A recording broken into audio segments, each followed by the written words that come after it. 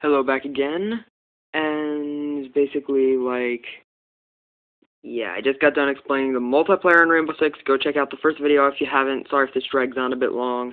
I tend to do that while it's already 15 seconds. First thing I just noticed this a few seconds ago, like with id Software Rage, Ubisoft wants the combat to feel more visceral, so if you shoot an enemy in the shoulder, leg, back, or front, it'll make a different animation for each of those. And strength of the weapon impact will also be taken into account. So if you shoot someone with like a pistol round, which is like a 9mm Parabellum, which is just like a kind of small round, it can still kill people, of course. It's not just like a BB pistol, but like it won't be the same as if you like shot them in the chest with a sniper rifle. It'd be like the difference between and like that. Doubled the quality of source animation, dedicating more processor time to skin shaders, fabric shaders, hair, and lightning. And breach, one of the most fun things ever. Okay, breaching and infiltration have always been hallmarks of the Rainbow Six series. Okay, so let's say you're playing the game and you get this scenario. You're with 2 allies. There are 6 enemies holed up in a garage. One of the enemies has a shotgun held up to a VIP hostage that isn't 100% necessary to save to complete the mission, but it's a nice touch.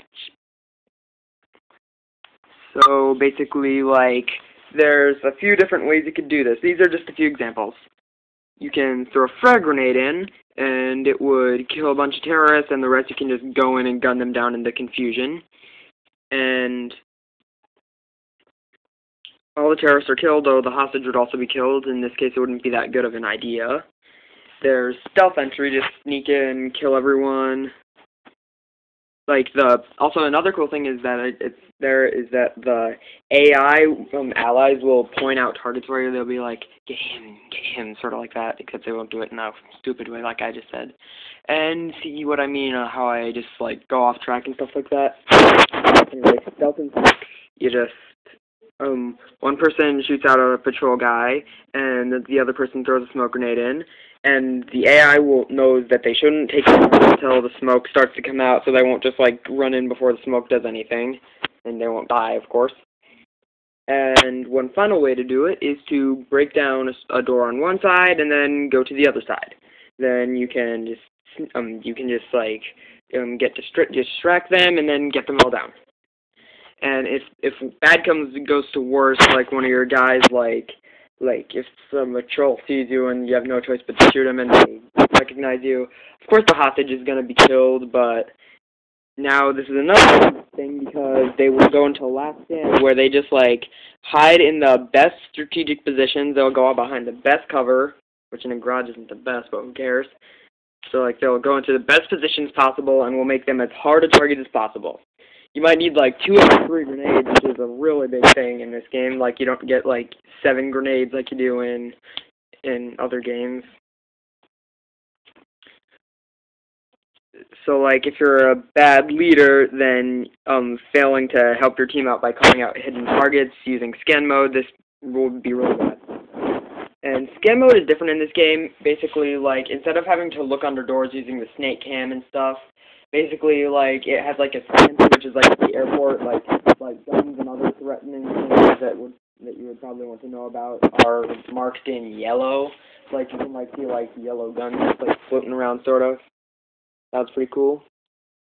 And now, basically, a quick thing on the demo. Tech demo sort of thingy. And now...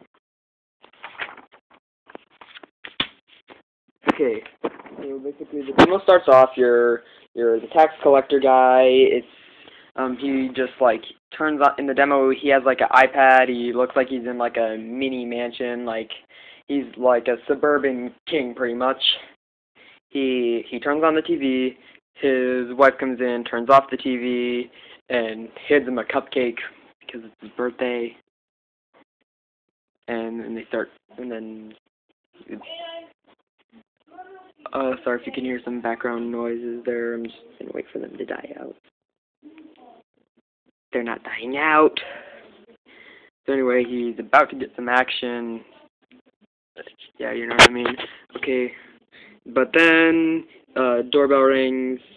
The guy's wife opens up the door. This is all in first person. You see it from the guy's perspective, and then the door just crashes down. The guy kidnaps your wife, and the guy takes the tax collector guy. He puts him into a van. Tells him that he's like, oh, it looks like you cashed in on all the people you foreclosed. So then he gives him a bombing vest, like a suicide bomber vest. He says hold down the trigger the whole time, or else, and then if you blow up before you get to Times Square, then we'll kill your family, pretty much, is what he says. Basically, so yeah, that's kind of bad. Then you switch to Rainbow Six. Oh, and when he says that, you actually have to hold R2 down. You have to push a body off you because there's going to be a sniper. And yeah, sorry about that. Another one of my random blurts. And yeah. Anyway, then the Rainbow Six team, they're sniping from a building on the Brooklyn Bridge because that's a small inaccuracy. He's going to Times Square via the Brooklyn Bridge, which I don't live in New York, but based on a bunch of YouTube comments I've seen, a lot of people, apparently that's an inaccuracy. Put in the comments if that's an inaccuracy, because I live in Iowa. I used to live in Pennsylvania.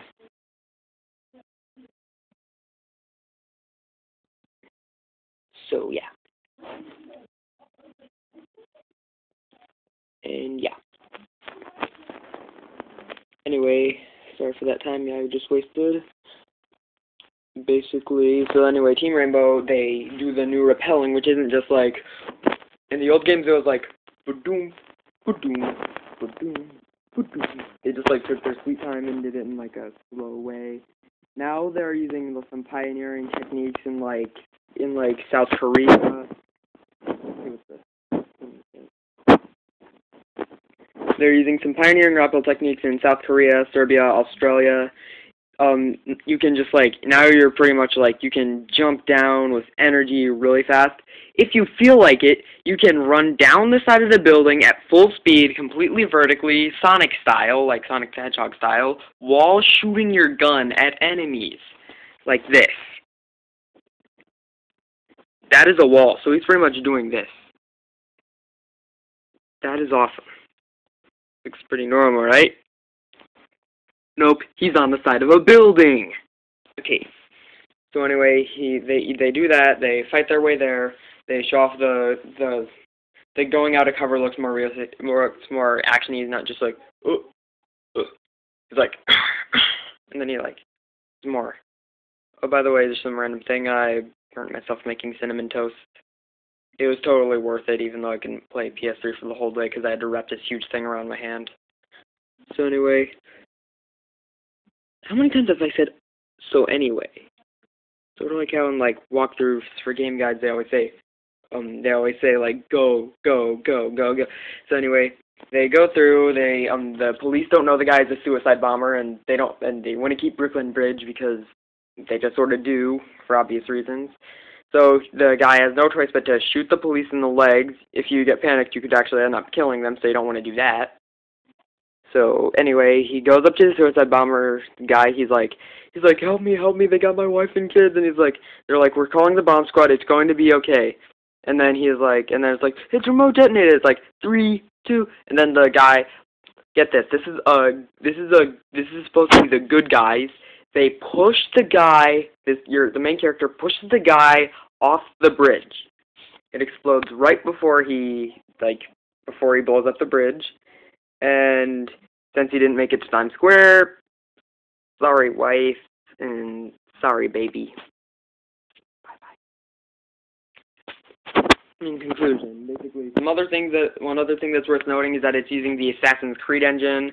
They had to turn it from Assassin's Creed to a shooter, so that's why it took so long. It's going to be released in 2013. I really want to check out the comments. Tell me what you think. And sorry if this went really long. And bye.